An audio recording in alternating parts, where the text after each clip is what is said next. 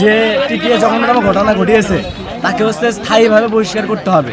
পাশাপাশি আমাদের যে ভুক্তভোগী ভাই আছে রেলওয়ে কর্তৃপক্ষের মাধ্যমে তাকে ক্ষতিপূরণ নিশ্চিত করতে হবে। সিন্ডিকেটের বিরুদ্ধে ডাইরেক্ট অ্যাকশন, তোমার আমার অ্যাকশন, ডাইরেক্ট অ্যাকশন, দুর্নীতিবাজদের বিরুদ্ধে ডাইরেক্ট অ্যাকশন, নাবিয়ানদের অ্যাকশন। আমাদের বিশ্ববিদ্যালয় আইন বিভাগের এক ভাইয়ের সাথে রেলওয়ের টিটি যে আছে উনি তাকে হত্যা চেষ্টা, আমাদের ফরকান ভাই তার দুর্নীতির বিরুদ্ধে প্রতিবাদ করা, তাকে শারীরিকভাবে লাঞ্ছিত ইভেন ধাক্কা দিয়ে ফেলে দেওয়ার চেষ্টা করেছিল। তার প্রেক্ষিতে আমরা আজকে এখানে অবস্থান কর্মসূচি পালন করছি আমাদের 4 দফা দাবি নিয়ে।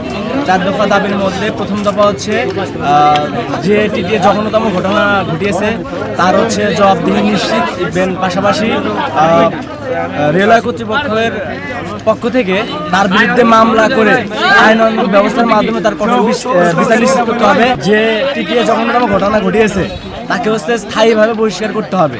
পাশাপাশি আমাদের যে ভুক্তভোগী ভাই আছে রেলওয়ে কর্তৃপক্ষের মাধ্যমে তাকে ক্ষতিপূরণ নিশ্চিত করতে হবে।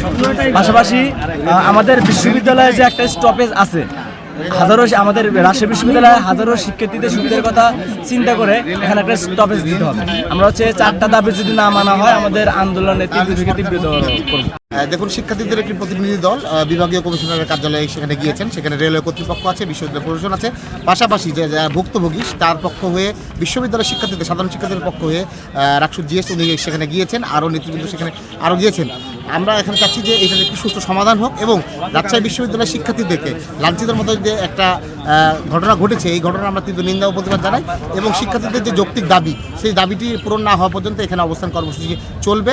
আমরা চাচ্ছি যে বিষয়টি সুষ্ঠু সমাধান হয়ে যারা আটকে পড়া যাত্রীরা, যারা ভোগান্তিতে রয়েছে, প্রশাসন এখানে দ্রুত পদক্ষেপ নিক, আর কালক্ষেপণ না করে শিক্ষার্থীরাও ক্লাসরুমে ফিরে যাক। এবং আমরা চাচ্ছি যে যে সমস্ত ট্রেনগুলো আটকে আছে এবং শিডিউল বিপর্যয় যেন না হয়, সেই বিষয়টা আমরা খেয়াল রেখে আমরা চাচ্ছি একটি সুষ্ঠু সমাধান হোক।